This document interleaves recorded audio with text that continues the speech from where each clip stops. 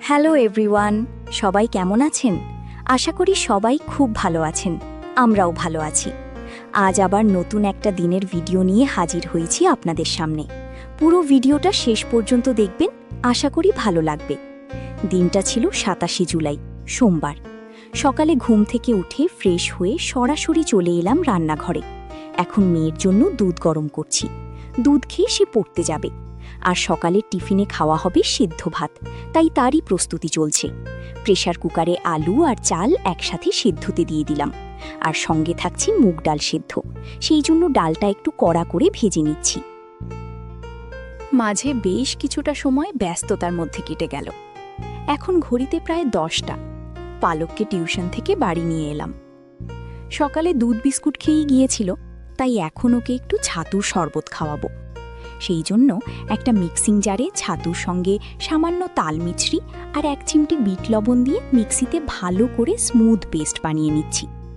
এইভাবে না করলে ও একদমই ছাতু খেতে চায় না, গলায় যেন বেঁধে যায় আর তখনই বমি করে দেয়। কিন্তু এভাবে বানালে বেশ সহজেই খেয়ে নিতে পারে। এই তো তৈরি হয়ে গেছে। এখন ওকে খাওয়াতে যাচ্ছি। আর দেখুন অবস্থা ম্যাডামের, ও কেমন ভঙ্গিতে বসে ফোন দেখছে। পালককে খাওয়ানো হয়ে গেল। এখন আমি এসেছি মামা আর বাবার জন্য সকালের জলখাবারটা রেডি করতে। সময় প্রায় ১১টা। পটল ভাজছি, সঙ্গে আলু সেদ্ধ মাখবো তেল লঙ্কা ভাজা দিয়ে, আর সাথে তো ডাল সেদ্ধ ঘি আছেই, একটা শশাও দিয়েছি। এই হলো আজকের সহজ সুন্দর জলখাবার। মায়ের পুজো দেওয়া হয়ে গেছে। আজ যেহেতু শ্রাবণীর সোমবার, তাই সকাল থেকে আমার আর মায়ের পেটে কিছুই পড়েনি। তবে আজ নির্জলা উপোস করছি না। ঠাকুরকে জল ঢেলে পুজো দিয়ে তারপর নিরামিষ খাবার খাবো। এদিকে ঘরের কাজও চলছে পুরোদমে। মামা টিফিন করে আবার কাজে লেগে পড়েছে, আর আমি পালকের জন্য একটা কলা কেটে দিলাম।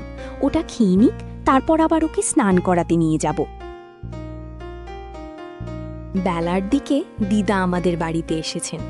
পাশেই যেহেতু আমার মামা বাড়ি, তাই দিদা প্রায় রোজই একবার করে আমাদের বাড়িতে আসেন। ৪ ভাইয়ের মধ্যে মা একমাত্র বোন, তাই দিদার কাছে মায়ের আদরটাও একটু বেশি। আর একটা কথা, আপনাদের তো এখনো বলাই হয়নি, আজ কিন্তু আমার জন্মদিন। সেই জন্য দিদা আমাকে নিজের পছন্দ মতো কিছু কেনার জন্য ২০০ টাকা দিলেন। আমি কিছুতেই নিতে চাইছিলাম না, কিন্তু দিদা এক প্রকার জোর করেই দিলেন। বড়দের কাছ থেকে পাওয়া এই ছোট্ট উপহারগুলো আসলে আশীর্বাদের মতোই। দিদাকে প্রণাম করে আশীর্বাদ নিলাম। এদিকে মা রান্নায় ঢুকে পড়েছে, আর আমি সব কিছু হাতের কাছে গুছিয়ে দিয়ে দিলাম। এবার মা ঝটপট রান্না সেরে নেবে। আজ কচু শাক রান্না হবে, তবে কচু শাকে একটু লেবু না দিলে গলা ধরে যেতে পারে। আর ঘরে একটাও লেবু নেই, বাজারও প্রায় উঠে গেছে। তখনই মামা বলল, চিন্তা করো না, আমি লেবু নিয়ে আসছি। তাই মামা পাঁচিলে উঠেছে পাশের বাড়ির লেবু গাছ থেকে লেবু পাড়তে। স্নান করে ফ্রেশ হয়ে নিলাম। আজ যেহেতু আমার জন্মদিন, তাই মা আমাকে একটা নতুন ম্যাক্সি বের করে দিল। তারপর চলে এলাম ঠাকুর ঘরে বাবাকে একটু সেবা করতে। আজ শ্রাবণ মাসের ২য় সোমবার, তাই আজ নির্জলা উপোস করছি না। তবে সকাল থেকে এখনো কিছুই খাওয়া হয়নি। প্রথমে বাবার মাথায় জল ঢেলে ভোলে বাবার চরণামৃত খেয়ে তারপর নিরামিষ খাবার খাবো। তবে শ্রাবণের প্রথম আর শেষ সোমবার আমি নির্জলা উপোস করি। ঠাকুর ঘরের কাজগুলো সেরে এবার চা চড়িয়ে দিলাম। সকাল থেকে কিছু না খাওয়ায় আর মাথাটাও একটু ধরেছে, তাই খাওয়া দাওয়া পরে হবে। এখন আগে একটু চা বিস্কুট খেয়ে নিই। চা বিস্কুট খাওয়ার পর কিছুটা সময় পালকের সঙ্গে কাটালাম। আসলে কাজের ব্যস্ততায় ওকে সেভাবে সময় দেওয়া হয় না, তাই আজ একটু সময় শুধু ওর জন্য রাখলাম। আর আজ আমার জন্মদিন বলে মা আমাকে তেমন কোনো কাজই করতে দিচ্ছে না। কিন্তু মাকে একা একা এত কাজ করতে দেখেও তো চুপচাপ বসে থাকা যায় না।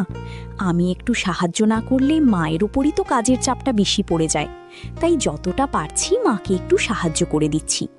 সকালেও আজ বাবার দোকানে যাইনি। জন্মদিনের দিনটা আজ পুরোপুরি বাড়িতেই কাটাচ্ছি। পালককে এবার খাওয়াতে বসলাম। আজ শাক ভাজা হয়েছে, আর শাক ভাজা যে আমার পালকের সবচেয়ে প্রিয় খাবার। দেখুন তো শাক ভাজা দেখে মেয়েটা কি করছে। মা একে একে সব পদ দিয়ে যাচ্ছে, আর আমি ওকে খাইয়ে যাচ্ছি। ওদিকে পালককে খাওয়াতে খাওয়াতেই বাবা আর মামাও ঘর পরিষ্কার করার কাজে লেগে পড়েছে। আমাদের বাড়িতে প্রতিদিনই কিন্তু এমনটাই হয়। সারাদিন কাজ চলার পর ঘরটা ভালো করে এইভাবেই পরিষ্কার করে নেওয়া হয়।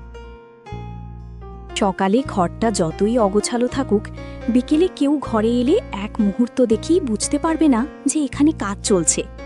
আর ধুলোবালির মধ্যে সারাদিন কাজ করার পর একটু ফ্রেশ হয়ে তারপর শান্তিতে বসে খাবার খাওয়ার আনন্দটাই আলাদা।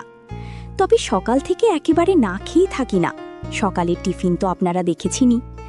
আজ শুধু পুজোর কারণে আমার আর মায়ের খাওয়াটা সেভাবে হয়নি। এইভাবেই সব কিছুর সঙ্গে একটু একটু করে মানিয়ে নিয়ে চলছে আমাদের দিন, কিন্তু বেশ ভালোই লাগছে। এখন সময় সন্ধে 6টা।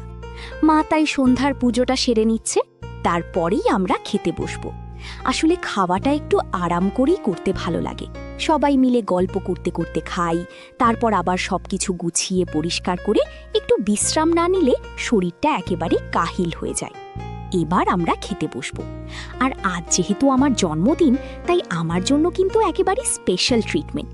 দেখতেই পাচ্ছেন মা কত যত্ন করে আমার খাবারের প্লেটটা সাজিয়ে দিচ্ছে। আজ সবকটাই নিরামিষ পদ, তবে মজার ব্যাপার হলো আমার প্রত্যেকটা খাবারই ভীষণ পছন্দের। আর একটা কথা, শ্রাবণ মাসের মাঝের সোমবারগুলোতে আমি আতপ চালের ভাত খাই, তাই আজ মা আমার জন্য আতপ চালের ভাত করেছে। সঙ্গে রয়েছে আলু, পটল, বেগুন, কুমড়ো, শাক, বড়ি আর কাঁকরোল ভাজা, আর স্যালাড। আছে নারকেল আর ছোলা দিয়ে কচু শাক, দুধ শুক্তো, মুগ ডাল, নবরত্ন পনির, আলু কফির ডালনা, আমের চাটনি আর পাঁপড়।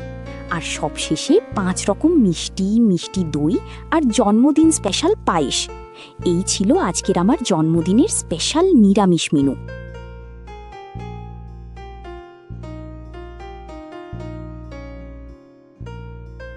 খাওয়া দাওয়া করে একটু ঘুমিয়ে নিয়েছিলাম, আর আমি তো ঘুণাক্ষরেও জানতাম না এদিকে মা আর বোন মিলে আমার জন্য একটা সারপ্রাইজ রেডি করে রেখেছে। রাত তখন প্রায় 9টা। বোন, ভাই আর আমার ছোট্ট বোনও কেক নিয়ে হাজির, আর আমি তখন একেবারে ঘুমের দেশে। মা আর পালক মিলে আমাকে টেনে তুলে যখন ডাইনিংয়ে নিয়ে গেল, তখন দেখি কেক সাজিয়ে সবাই একদম তৈরি। কেকটা কিন্তু মাম্পির কাছ থেকেই অর্ডার করে বানানো হয়েছিল, অথচ মাম্পিও আমাকে কিছু জানায়নি। আগের ভিডিওতেও আপনারা দেখেছেন মাম্পি কিন্তু ভীষণ সুন্দর কেক বানায়। ও অবশ্য আমাকে বলেছিল আজ আমার জন্য একটা কেক নিয়ে আসবে। আমি ওকে বারবার বারণ করেছিলাম, কারণ সত্যি বলতে কেক কাটাকাটি এসব আমার খুব একটা ভালো লাগে না। আর এবারের জন্মদিনেও সেভাবে কিছু করার পরিকল্পনা ছিল না।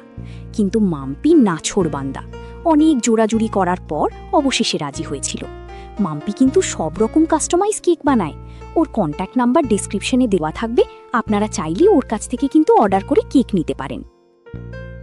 আর এদিকে মা, বোন সবাই মিলে যে এত সুন্দর একটা সারপ্রাইজ প্ল্যান করে রেখেছে, সেটা আমি একেবারেই জানতাম না।